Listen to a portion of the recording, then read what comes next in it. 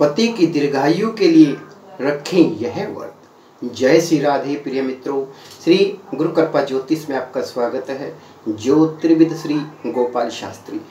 प्रिय मित्रों, हमारे इस सनातन धर्म के अंदर अनेक प्रकार के व्रतों का विधान है।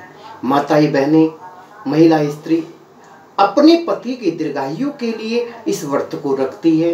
ये व्रत वर्ष में केवल एक ही बार आता है और इस व्रत को करने से अनेक प्रकार के सौभाग्य की प्राप्ति होती है, अनेक प्रकार के हमारे दाम्पत्य जीवन में लाभ प्राप्त होते हैं। ये व्रत कौन सा है, किस दिन ये व्रत करना चाहिए, आइए हम लोग इस पे विस्तार से चर्चा करते हैं। तो इस व्रत के बारे में भगवान शिव और माता पार्वती की इस व्रत में पूजा की जाती है। इस व्रत का विशेष महत्व तब बन जाता है जब ये सर्वार्थ सिद्ध योग में पड़ता हो। और इस बार इस वर्ष इस व्रत के लिए सर्वार्थ सिद्ध योग भी पड़ रहा है। आइए जानते हैं ये कौन सा व्रत है। ये व्रत आपने बहुत बार सुना होगा, इसको कहते हैं कजरी व्रत। इस दिन भगवान शिव और माता पार्वती की विशेष पूजा अर्चनाएं माताएं बहनें करती हैं और उस व्रत की समाप्ति पर अपने पति की दीर्घायु के लिए भगवान भोलेनाथ से प्रार्थना की जाती है। इस व्रत हर वर्ष भाद्रपद मास की कृष्ण पक्ष की तृतीया तिथि को मनाया जाता है।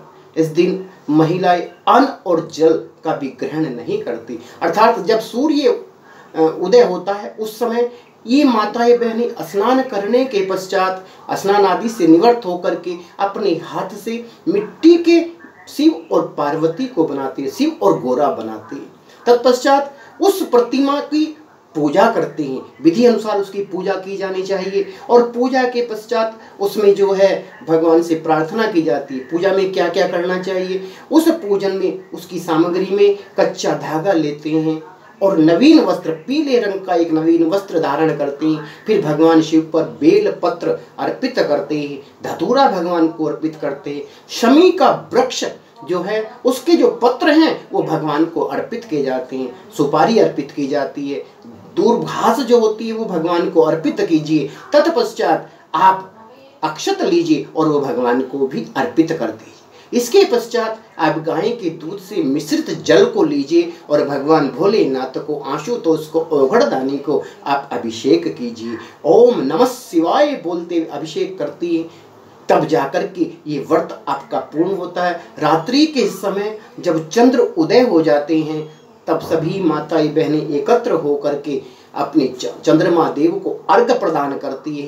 तत्पश्चात अपनी मनोकामना जो भी उनके जीवन में है उसको भगवान के सामने अर्पित करते हैं। भगवान चंद्रदेव से अपनी प्रार्थना को पूरा करने के लिए प्रार्थना करते हैं।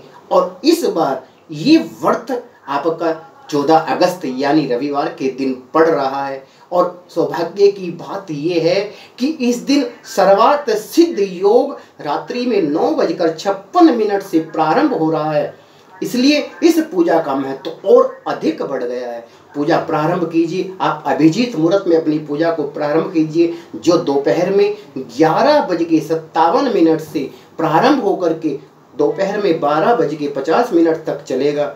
और इसमें आप अपनी पूजा अर्चना कीजिए और पूजा अर्चना के पश्चात आप अपनी दीर्घायु पति के लिए आप उनके लिए मनोवांछित फल को मांगिए। निश्चित रूप से आपको आनंद होगा, आपके घर में सौभाग्य आएगा, आपके घर में आरोग्य आएगा, आपके घर में आनंद आएगा। क्योंकि ये व्रत धर्म अर्थ मोक्ष चतुर्विध पुरुषार्थ है, अर्थात चारों विद्याओं को देने वाला। इसलिए आप इस व्रत को जो माताएं बहनें करें तो मन लगा करके करें। अपने पति के चरणों में भगवान भोले